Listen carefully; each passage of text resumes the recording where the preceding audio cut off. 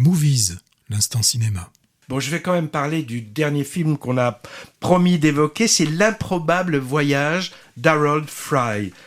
Début, 5 premières minutes. On est chez un couple de retraités dans le sud de l'Angleterre. Ambiance morose, pas très chaleureuse. Et le mari Harold reçoit une lettre provenant d'un lointain village du nord du pays. C'est d'une ancienne collègue et la teneur un peu particulière du message, associée à une rencontre qu'il va faire tout de suite après, va déclencher chez lui l'idée un peu saugrenue d'aller voir cette femme à pied, aux grandes dames de son épouse Maureen qui ne voit pas ça d'un très bon œil. Alors son long périple va commencer avec quelques galères. Bon, il est guère entraîné ni équipé, le pauvre, et il rencontre en route plusieurs personnages qui vont guider son parcours de randonneur, mais qui vont aussi éclairer son parcours mental cette fois.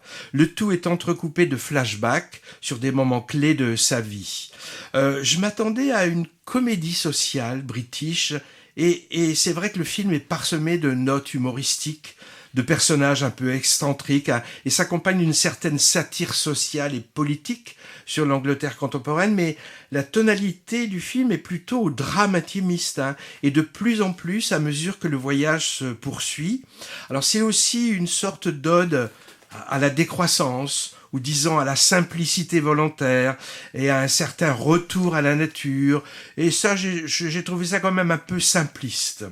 Alors j'ai évidemment pensé au récent Les Chemins Noirs avec Jean Dujardin, à cause du sujet assez similaire, une marche rédemptrice, expiatoire, jalonnée de rencontres et d'embûches et teintée de religiosité aussi.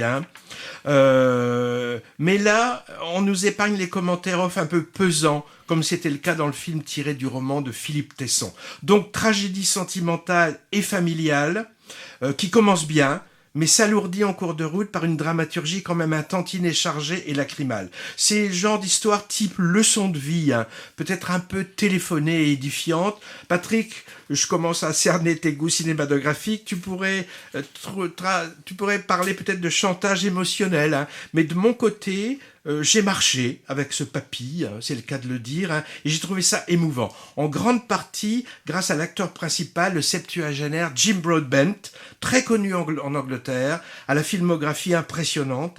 Il a commencé sa carrière chez Terry Gilliam, des Monty Python. Il est moins connu de ce côté-ci, de la Manche, et on l'a vu récemment, Patrick, dans quoi ? The Duke. Ouais, tiré d'une histoire vraie d'un type qui avait volé un tableau dans un musée. La réalisatrice de cette adaptation d'un best-seller anglais s'appelle Hattie MacDonald, et elle est surtout connue pour avoir tourné plusieurs épisodes de la série de séries télé british à succès. Voilà pour l'improbable voyage de Harold Fry. Moi, j'ai pas pu m'empêcher de pleurer à certains moments.